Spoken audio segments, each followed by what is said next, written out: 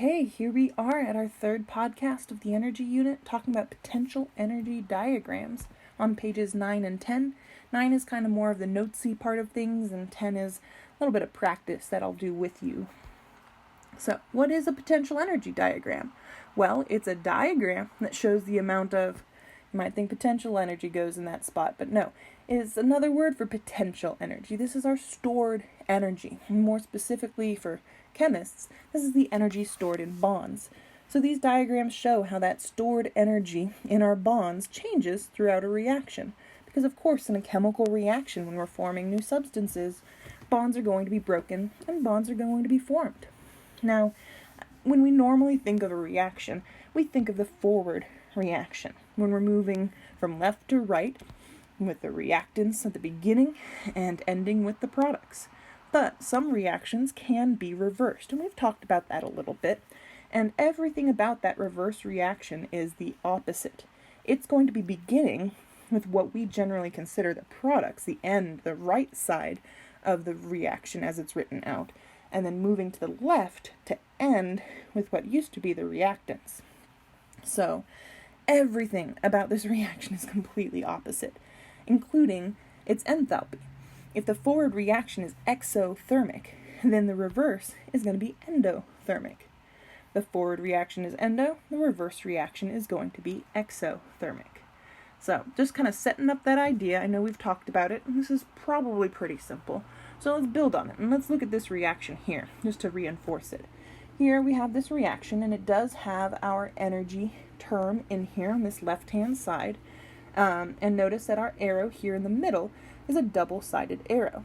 Now, if we first focus on that arrow going from left to right, this is our forward reaction. This energy term is on the left, the reactant side, and it's getting put into and kind of hidden and stored in these products. And so this forward reaction is endothermic because that energy is going into the reaction. Now, if we consider the reverse reaction, meaning we're starting here at the end with what we used to call the products and moving to the left to form water and energy, that means that energy is coming out. When that water is formed, that energy is being released, which means it's an exothermic reaction. Now, mostly we're going to be dealing with forward reactions, but you need to know that this is possible, and you need to know how our enthalpies change when the reaction changes. It's just like when we were flipping the reaction back in Hess's law stuff. Now, we are going to be looking at diagrams, and before we get to the two diagrams that are drawn for you down below, I'd kind of like you to draw your own and to annotate a few points on it so that we don't have to kind of mess up those nice graphs that are down below. So, maybe draw a quick sketch, or maybe wait, because in just a second I'm going to be adding a few things to it. So your choice what to add now versus later, but kind of want to explain this general shape of the graph first before we start adding a lot of other points to it. So, first off, I kind of copied that reaction down to the bottom because that x-axis is the reaction coordinate, throws people off. Sometimes it's called reaction progress or just time. That just means as we're moving along that x-axis, we're moving from having this stuff to having this stuff. More time is passing, we're kind of moving towards those products. But most of the time you're not actually going to see a reaction down here, but sometimes it helps to envision a reaction down there. And then our y-axis is potential energy. It's a potential energy diagram. Sometimes it's just labeled energy, but we know it's that stored energy in bonds. So what we need to be able to do is kind of understand what's happening here. So this beginning part is kind of our energy of our reactants. And as these reactants start to move to the products, every single one of these graphs is going to always go up in energy. There's always going to be this hill here. Because what's happening as this reaction gets started, no matter what chemicals you have, and in this case we have two water molecules, and I'm just going to kind of draw a simplified set of two water molecules here side by side getting ready to react. As these want to react, it doesn't happen all at once. These bonds between the oxygen and its hydrogens are going to start to weaken a little bit. So I'm going to erase them and make them kind of dotted. So we're putting some energy, stretching these bonds, starting to pull these hydrogens off. Meanwhile, we're also forcing them closer and closer together with these other water molecules so that these atoms start to form, put some energy into these bonds. So there's a whole lot of energy going on in a really complex process in breaking these bonds to get up to the top of this hill. And so every single reaction is going to go up in energy at first. Then, after this is actually kind of come together into this complex hybrid of our reactants and products, this is not something that exists ever really naturally, and we don't really have a great understanding of what happens here. But there's actually some fascinating science going on right now because we're getting better and better at seeing these reactions. But this complex thing right here is the highest energy point on the graph. And after this thing is formed, then some of these original bonds are actually going to start breaking. And our energy is going to start going down until all of those old bonds are broken and all of these new bonds are completely formed. And that forming of the bonds, we're storing that energy that was released earlier, that we had to put in earlier. Those are stored in the bonds. So even though we're putting energy into them, it's kind of like putting money into your bank account. You got less money in your wallet. That money feels like it's going down, but it's being stored someplace else. That's why it's kind of hidden energy. That's not quite what I wanted to do, but I think we're almost ready for that. So we always get that up part of the graph, which is where we are breaking bonds, putting energy into that process. Then we'll always get a down part of the graph where that energy is being released as bonds are being formed. And kind of the proportion or ratio of how many bonds and how much energy is taken to break them versus formed is going to change this general shape of our graph. So let's go ahead and look at some specific points on these graphs. And like I said, you might want to wait until I'm done or, see what you need to put down because I don't want this to get too busy and I know you don't have a whole lot of space. So there are 3 key points that you have to be able to find in order to figure out the rest of this graph. Obviously, there's 5 total points, but the 3 key points you need to be able to find to do anything else is A, which is the energy of our reactants. We said this is where our reactants are here at the beginning, which makes sense. But if you think about this, A is a line on this y-axis measuring energy. So the distance from that x-axis, the bottom of our graph, to my actual diagram's line is the amount of energy in my reactants here. And then I, of course, go to the very end. E is the energy of my products. It's just like we said, reaction coordinate. End is our products here. And then the other important point is that tippy top part of the hill right in the middle.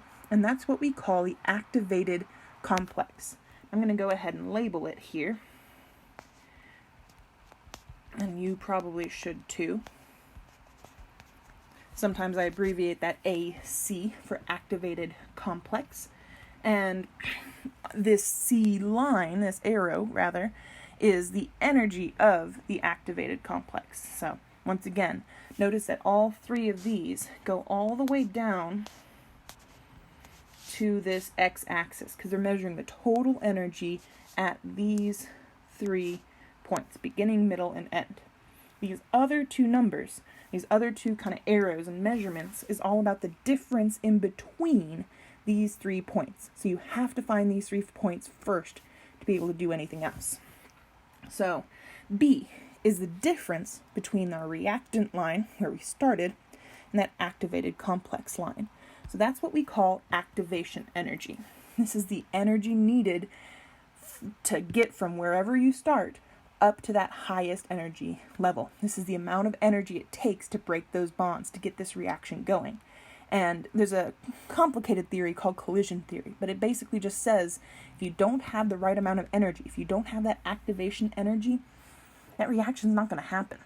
I kind of think of activation energy as my cup of coffee in the morning, because that's the difference between the amount of energy I wake up with and the amount of energy I've got when I'm my most active. That's that cup of coffee. That's what makes the difference. That's what gets me up to that peak. It's not my total energy. I still wake up with energy, but I need that coffee to get up to that peak to get my day rolling, or else nothing else is going to be happening.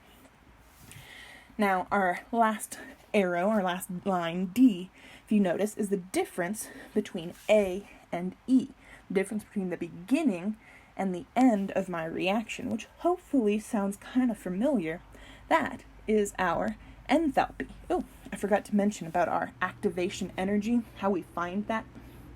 Mentioned kind of what it means, but if I was asking you to calculate it, then the best way to calculate it is to find the level that activated complex is at, find the level that your reactants are at, and subtract to find that difference between the two.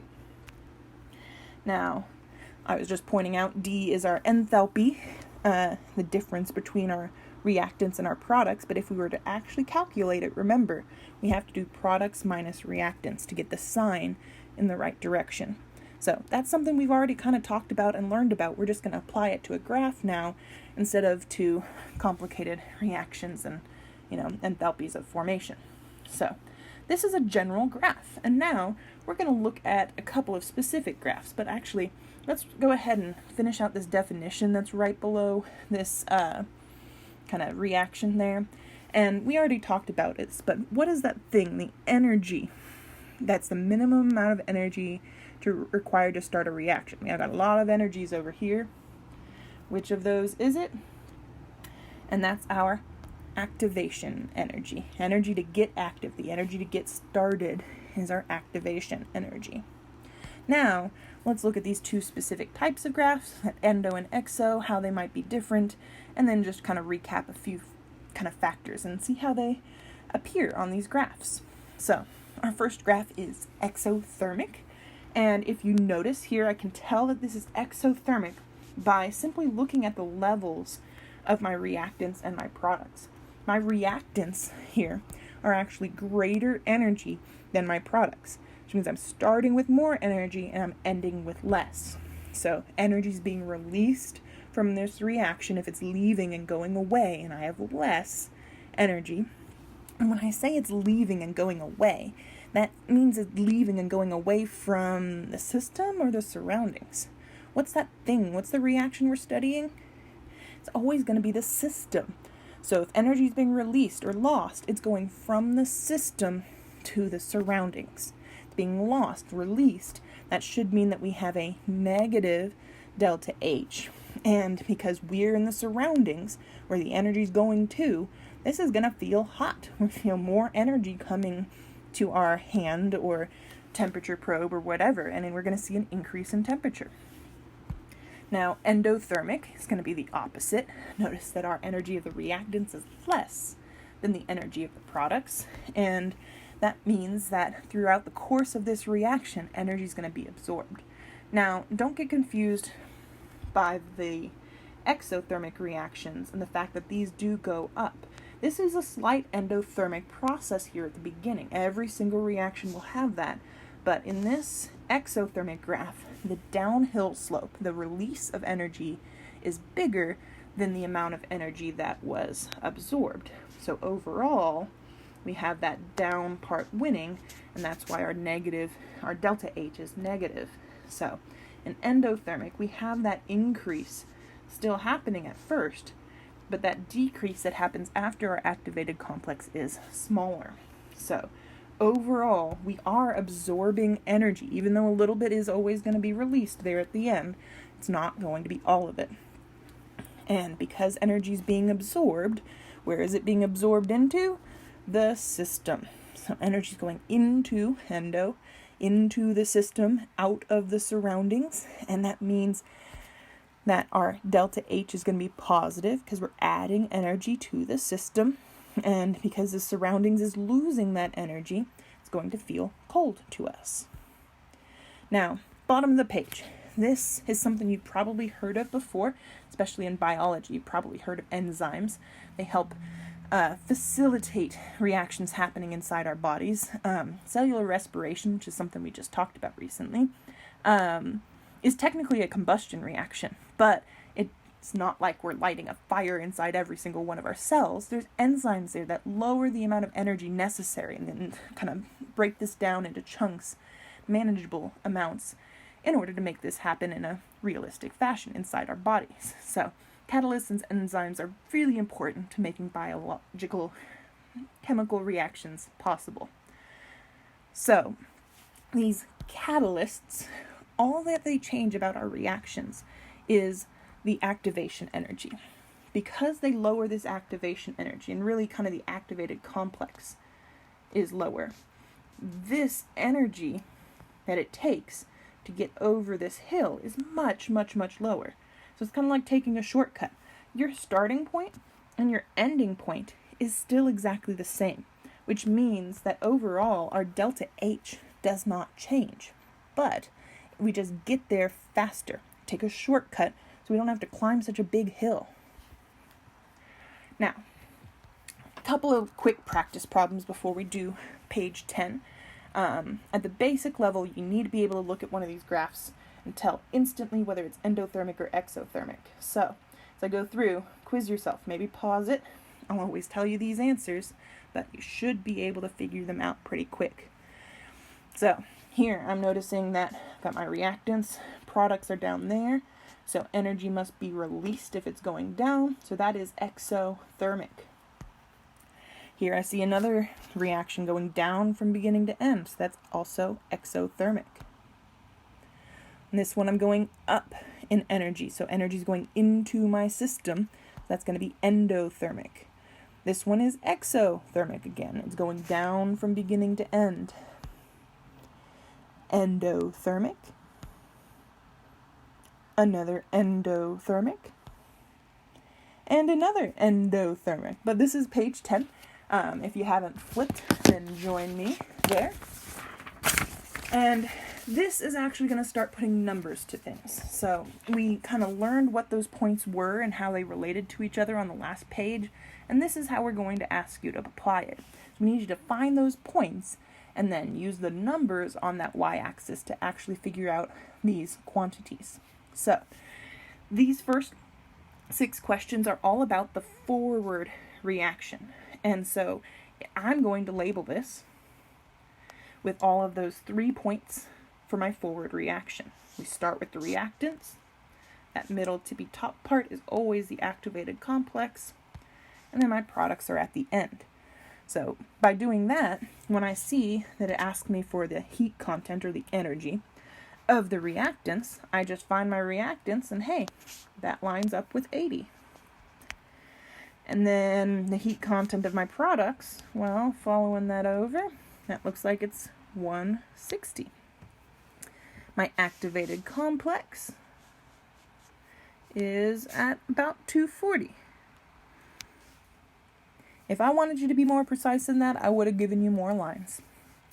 The activation energy, remember that's the energy to get up to where I'm activated. So that's the energy from my reactants up to my activated complex. And what I told you before is we have to take our activated complex minus our reactants. That's going to give us our activation energy. So that's 240 minus 80, 160. Now our delta H. I'm going to actually clean this up a little bit. Okay, much better.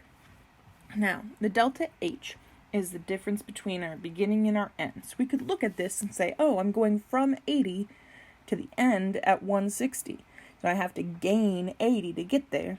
Or, of course, our classic equation, which we need for Hess's, or for the law of summation anyway, is the fact that products minus reactants is going to give us enthalpy. And our products were at 160, and our reactants are at 80. Subtract the 2, and that gives us 80. That is a positive 80 like we thought out kind of before. We're going up by 80 to get to those products. And if that is positive, then this is going to be endothermic. We're going into this reaction, adding more energy in. Now, let's switch to the reverse reaction. And I cleared out this graph because now I'm actually going to switch to labeling this, and you might want to, since you only have one graph, you might want to switch colors. Because remember, now this is the reactants, where my reverse reaction is going to start. This is where my reverse reaction ends. So this is now my products. That activated complex is still always the same, but we are going this way now, technically. So when this asks us for the energy content of the reactants, now that's going to be 160. Products is 80. Activated complex is still 240. Activation energy, the energy to get from reactants to activated complex, now is going to be 240 minus 160. So that's going to be 80 kilojoules. And our delta H, the difference to get from our reactants to our products, or really products minus reactants, is now 80 minus 160. So that's going to be negative 80. When we think about it, I know I'm heading this way, so I'm going down by 80 to go from 160 to 80. And because that is now negative, this is exothermic. So hopefully that's not too bad. It's really about finding those places, the reactants, activated complex, and that product is the key. On the next page, you're going to be kind of doing the same thing in that first graph. Then on the second and third graphs, you're going to use some of the information they give you in order to draw the graph. But they have to give you enough information, so you can find that information. Couple of hints for you here on drawing the graph to make it easier. Use increments of 50, and if it's a little bit in between it, if it's like in 20s or 40s, just approximate. It doesn't have to be perfect, as long as it's about there. But I did my graphs, and you'll see it on my answer key, in increments of 50, up to 350 on that second graph, and up to 250 on that last graph. So that should help you get the graphs looking right without it being too squished or too big, running off the page. And then, like I just said, find your 3 points. Find your reactants, your activated complex, and your products. Each of these have one of those things missing, but it gives you some other information you can use to find it. So start from the points you know, work to find the points that you don't, and everything else should fall into place. Come to my live classroom if you need help or have any questions. Good luck.